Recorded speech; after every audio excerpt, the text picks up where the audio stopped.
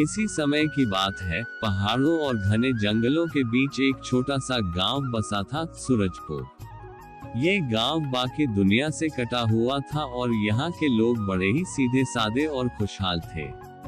लेकिन इस गांव की सबसे अजीब बात ये थी कि यहाँ इंसानों के साथ जानवर भी रहते थे, और वो भी इंसानों की तरह बातें करते थे। गांव के हर घर में कोई न कोई जानवर जरूर रहता था। कोई गाय से सलाह लेता तो कोई हिरण के साथ जंगल की सैर करता।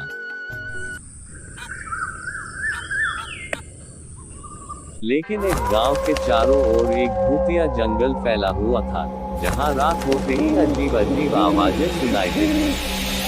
कहते थे कि इस जंगल में भूतों का बसेरा था और जो भी उसमें गया वो कभी लौटकर नहीं आया।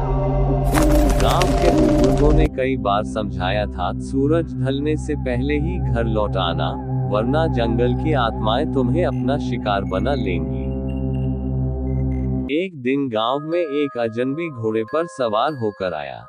उसकी लाल आंखें चमक रही थी और उसकी पोशाक किसी पुराने जमाने के राजा जैसी थी। उसका नाम रुद्रवीर था। उसने गांव वालों से कहा, मुझे इस गांव की बातें सुनकर यहाँ आने का मन हुआ। मैं यहाँ कुछ दिन ठहरूंगा, क्या मुझे ठहरने की जगह मिल सकती है? गांव के सरपंच बाबा रघुनाथ ने उसे अपने घर में ठहरने की अनुमति दी, लेकिन उन्हें उस अजनबी में कुछ अजीब सा महसूस हुआ। गांव के जानवर भी उससे डर रहे थे, खासकर वीर और चंद्रा। रात के समय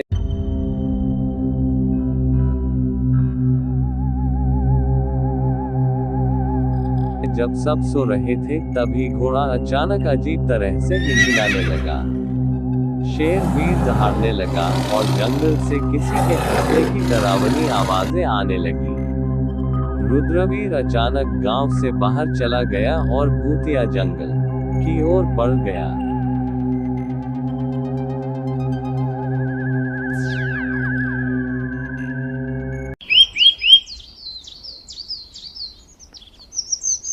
गांव वालों को अगली सुबह ये पता चला कि रुद्रवीर जंगल में गया था और वापस नहीं आया।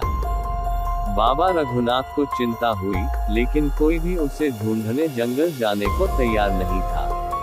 आखिरकार वीर, चंद्रा, बंसी और चेतक ने गांव के बहादुर युवक अर्जुन के साथ जंगल में जाने का फैसला किया।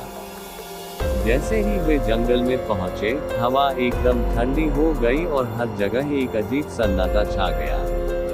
अचानक एक पुराना टूटा फूटा महल दिखा, जो अंधेरे में चमक रहा था। अर्जुन ने कहा, यही जंगल का रहस्य है, हमें अंदर जाना होगा। शेर वीर ने दहाड़ लगाई तो महल के दरवाजे अपने आप खुल गए। अंदर सैकड़ों आत्माएं हवा में तैर रही थी।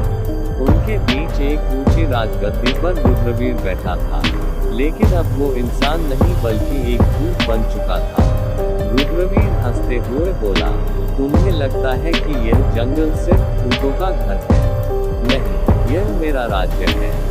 मैं इस गांव का असली राजा था, लेकिन मुझे मेरे ही भाइयों ने धोखा देकर मार डाला।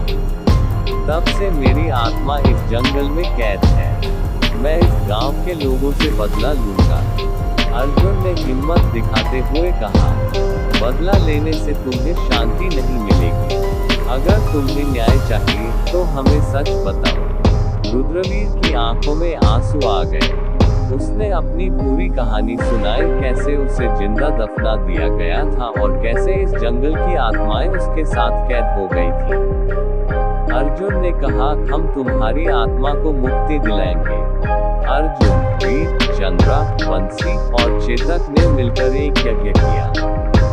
गांव के सभी लोग इकट्ठा हुए और ओम नमः शिवाय का जाप करने लगे। धीरे धीरे आत्माएं शांत होने लगी और रुद्रवीर की आत्मा मुक्त हो गई। जंगल से सारी नकारात्मक शक्ति खत्म हो गई और अब गांव के लोग बिना डर के वहां आ जा सकते थे। गांव के जानवर भी और ज्यादा खुश हो गए, क्योंकि अब जंगल फिर से सुरक्षित हो गया था। अब सूरजपुर गांव एक जादुई गांव बन गया, जहां इंसान और जानवर एक साथ मिलकर खुशी खुशी रहते थे।